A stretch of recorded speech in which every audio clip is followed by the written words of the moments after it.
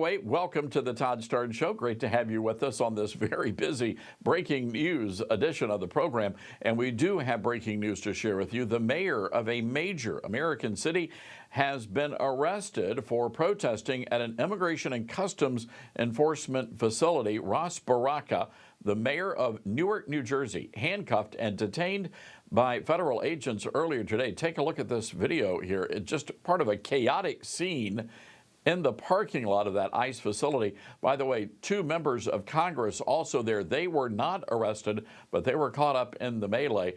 Alina Habba, the interim U.S. attorney for New Jersey, confirmed that the mayor was detained, writing this on X. The mayor of Newark, Ras Baraka, committed trespass and ignored multiple warnings from Homeland Security investigations to remove himself from the ICE detention center in Newark, New Jersey this afternoon. He has willingly chosen to disregard the law. That will not stand in this state. He has been taken into custody. No one is above the law. Now, there is no word just yet on what sort of charges, if any, the mayor could face. The mayor has yet to release a statement. Now, folks, I want you to listen closely.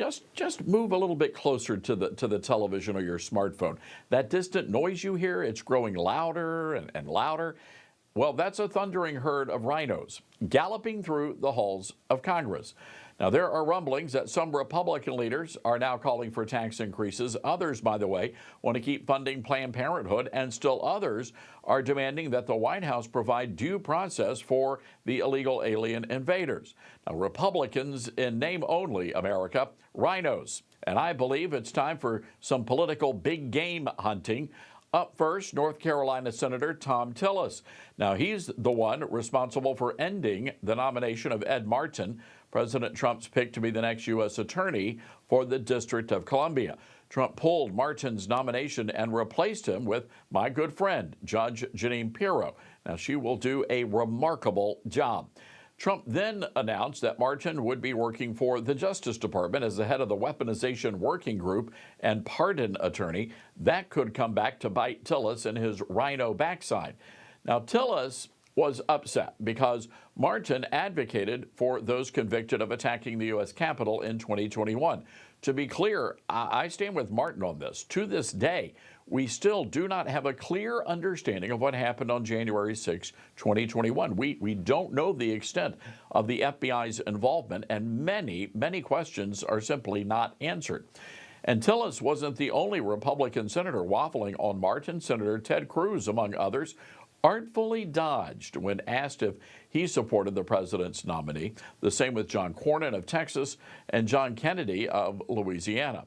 Now, in 2026, Republican voters in North Carolina will have an opportunity to make their party righteous again, to right a wrong. Senator Tillis is up for re-election, and he deserves to face a primary opponent. Tillis betrayed voters, and he betrayed the America First movement. He embarrassed President Trump and the administration.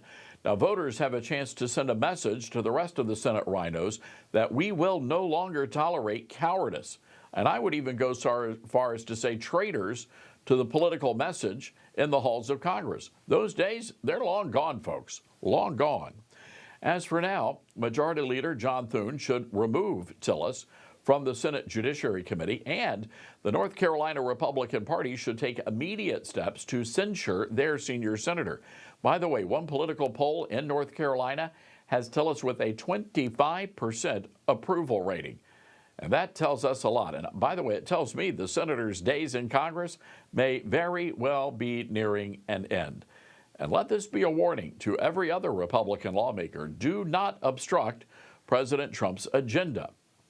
In a related matter, Martin was being interviewed by a Newsmax reporter when he was spit on by a woman walking her dog. And so we need to get really focused. Who in the are you? You are Martin. How you doing? Oh, whoa. You are a disgusting man.